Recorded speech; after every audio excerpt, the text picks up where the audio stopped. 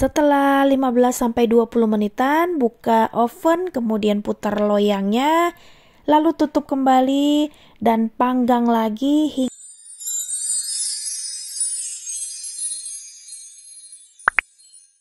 Halo teman-teman semua, selamat datang kembali di channel Ochaloho. Di video kali ini kita akan bikin sang primadona yang wajib ada itu di toples lebaran atau di toples Natal. Rasanya kalau nggak ada dia ini belum afdol tuh lebaran atau Natal. Apalagi kalau bukan kue nastar.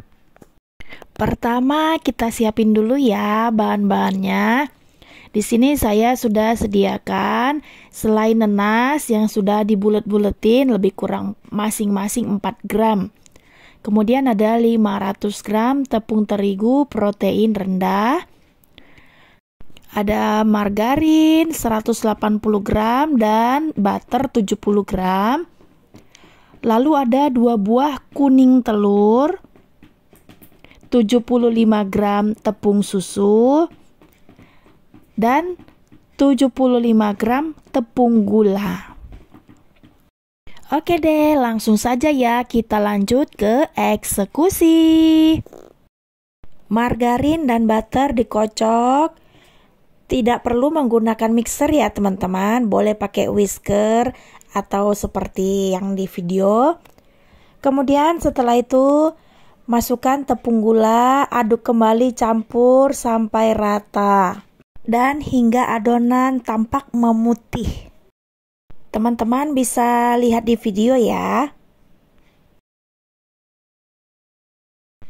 Selanjutnya, setelah adonannya tercampur rata dan memutih, masukkan 2 buah kuning telur, lalu aduk kembali hingga rata dan kemudian sisihkan.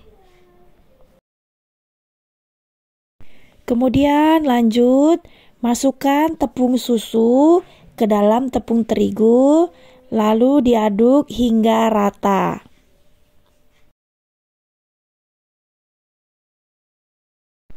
Lanjut lagi, tepung terigu yang sudah bercampur dengan tepung susu, masukkan ke dalam adonan margarin tadi ya, dimasukkannya secara bertahap. Lalu diaduk hingga rata.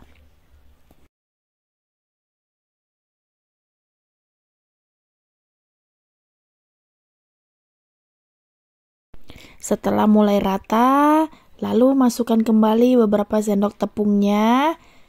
Kemudian aduk-aduk lagi hingga rata. Begitu seterusnya hingga semuanya tepung bercampur rata ke dalam adonan.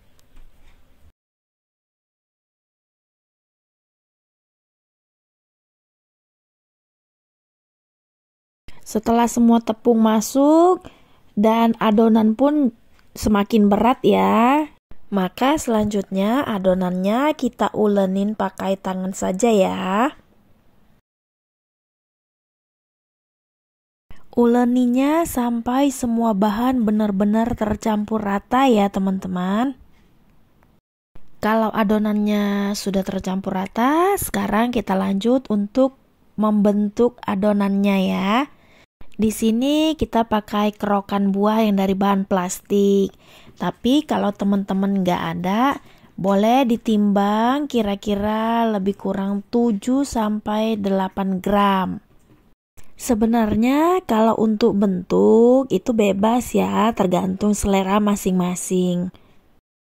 Sambil ngebentuk-bentuk adonan, saya mohon dukungan dari teman-teman semua ya, dengan cara klik subscribe dan jangan lupa nyalakan lonceng untuk dapat notifikasi resep selanjutnya.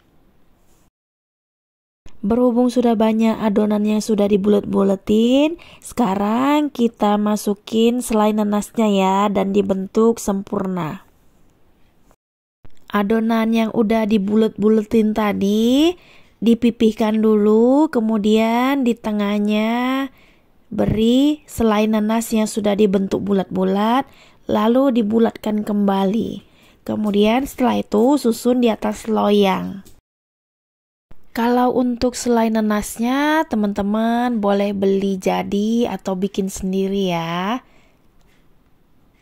Dan apabila mau bikin bentuk yang sama seperti di video, alangkah baiknya sebelum memulai selai nanasnya sudah dibentuk bulat-bulat dulu, dan kemudian setelah itu disimpan dulu ke dalam freezer. Terus dikeluarkannya pas mau ngebentuk seperti ini. Jadi ngebentuknya lebih mudah dan hasilnya lebih rapi. Lakukan sampai 1 loyang penuh.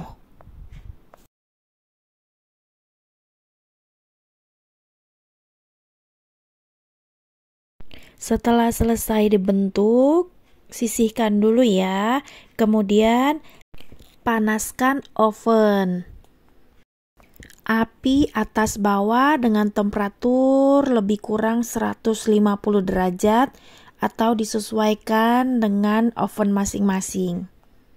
Kalau ovennya sudah panas, langsung saja masukkan kukernya ke dalam oven dan kita panggang lebih kurang 30 menit. Sembari menunggu kukernya setengah matang, selanjutnya kita siapin untuk olesannya ya. 3 buah kuning telur, 2 sendok makan minyak goreng, dan 4 tetes pewarna makanan. Kuning telurnya dikocok dulu ya sampai tercampur rata. Kocoknya pakai sendok aja juga bisa, nggak perlu di mixer ya. Kemudian setelah itu, untuk mencegah menggumpal waktu dioleskan, kuning telurnya kita saring dulu ya. Setelah itu lanjut beri lebih kurang 2 sendok makan minyak goreng. Kemudian beri juga lebih kurang 4 tetes pewarna makanan. Pewarnanya warna kuning tua. Setelah itu aduk kembali sampai rata. Kalau menurut teman-teman warna kuningnya masih kurang menarik atau kurang cantik, boleh teman-teman tambahin pewarna makanannya ya. Setelah tercampur rata, sisihkan dan kemudian tutup. Kemudian sembari menunggu kukernya mateng, untuk mengisi waktu silakan teman-teman bentuk kembali adonan yang masih tersisa. Setelah lebih kurang setengah jam, kira-kira seperti inilah penampakannya di dalam oven ya. Kita keluarkan dulu, kemudian didinginkan. Jadi sebelum dioles harus kita dinginkan dulu ya.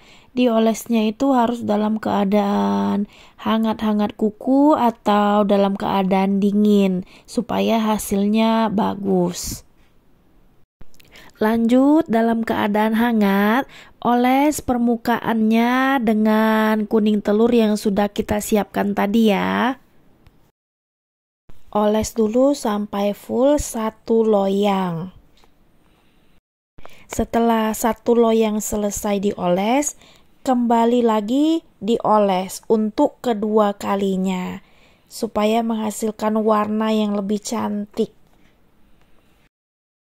Setelah selesai dioles, mau ditaburin pakai keju di atasnya lagi boleh, mau polos juga boleh, atau mau ditusuk pakai cengkeh juga boleh. Kemudian lanjut lagi masukkan kembali ke dalam oven. Ovennya tetap dalam kondisi panas ya. Panggang kembali kira-kira 15-20 menit ya.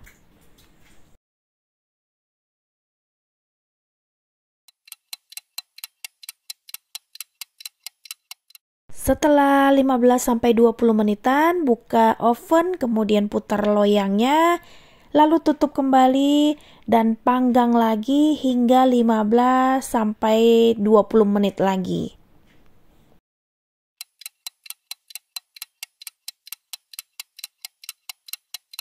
Setelah 15-20 menitan, nastarnya sudah mateng, sudah bisa dikeluarkan dan kemudian dinginkan untuk kemudian nanti diisi ke dalam toples. Setelah melalui perjalanan yang cukup panjang, akhirnya sampai juga si nastar ini ke dalam toples dan siap merayakan momen hari raya Lebaran atau Natal. Cocok juga untuk ide jualan. Oke deh teman-teman, sekian dulu ya video saya kali ini.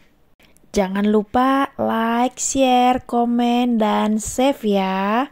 Semoga bermanfaat dan terima kasih banyak sudah menonton. Sampai bertemu lagi di video selanjutnya.